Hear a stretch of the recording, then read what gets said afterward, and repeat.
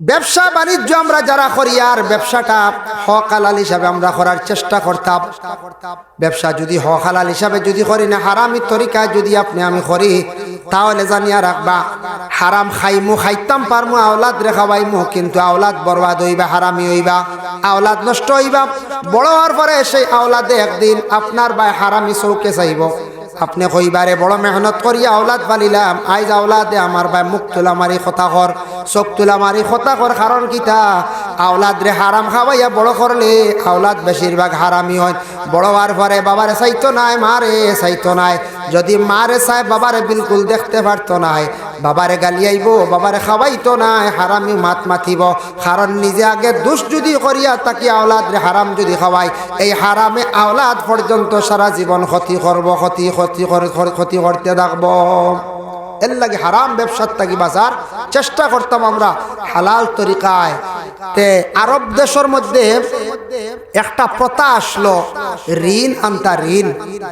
ঋণ আমরা দেশ আছে না পঞ্চায়েত আছে, ঋণ আছে। আমরা দেশ ঋণ করি না, বিপদগ্রস্ত হইলে ঋণ করতা। এক জিনিস খেয়াল রাখবা, খেওরার কাছ থেকে ঋণ আনলে ঋণর মাসলা আছে, মাসলার প্রতি খেয়াল করবা, দিন ধার্য করিয়া আনতা। অমুক দিন দিলাই মুখ রাহেল ইল্লা না বলে দেওয়ার টাকা বাজার দিমু আর ইলা না, দিন ধার্য হইতো। অমুক দিন দিমু, 1 মাস পরে, 3 মাস পরে। এক দেনেওয়ালা যেই না সই এইনো একটা বিশেষ করিয়া সাক্ষী রাখিয়া দিতা। হঠাৎ যদি মরি যায় বা হেইন মরি গেছ, ঋণর মাসলা হইল গিয়া।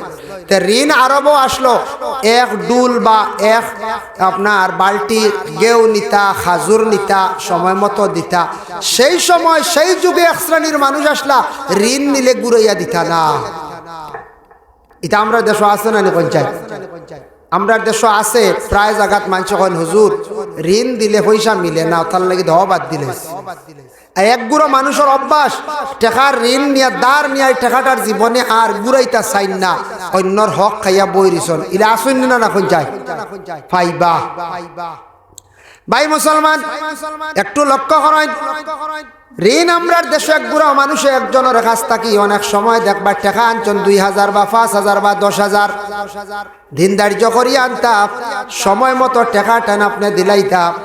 যদি দিতা পারছেন না, আপনার কর্তব্য হইল আপনার আওলাদ রে হইয়া যাইতা বলে, বাবারে অমুকর কাছ থাকি একদিন টাকা আনছিলাম, কিছু টাকা আনছিলাম, আনার পরে মারতাম পারছি না, বাবারে তুই আমার ঋণটা মারিস। মরার আগে আওলাদ দখলরে হইয়া যাইতা, আর আওলাদ দখলর উপরে হক হইল বাবার ঋণটার আওলাদ দখলে মারতাম।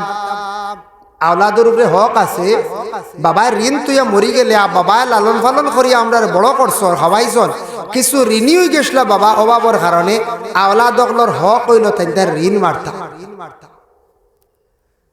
2 নম্বরে থাকছে গিয়া আওলাদ রে কইছন, 2 নম্বর হইল গিয়া আওলাদ বান্দা ঋণটা যদি মারতে পারেন না, জবান দিয়া তেন দাবি ছুটাইতাম, জবান দিয়েও তেন দাবিটা ছুটাইতা যদি পারেন না, আওলাদ দখলরে বাবা হইয়া যাইতা।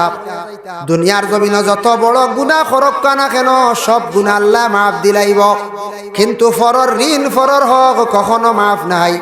আমরার দেশ কত জায়গা শোনা যায়, বড় ধরনের ব্যবসায়ী অমুকর 5 লাখ মারিয়া বইরিছন, অমুকর 10 লাখ মারিয়া বইরিছন, ফোন সুষ্ঠবার কোনো খোঁজ খবর নাই।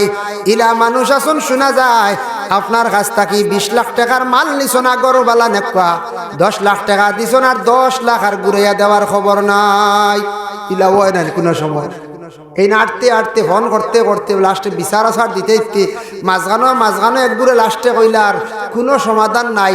ও 10 লাখ পাইতা, মাঝখানো 5 লাখ দিয়া কইলে আর বাধ্য, আর যাও ফালাও, বেটার লস হয়ে গেছে, বেটার লস হয়ে গেছে, ওলা কইয়া শেষ হয় না মাঝে মাঝে।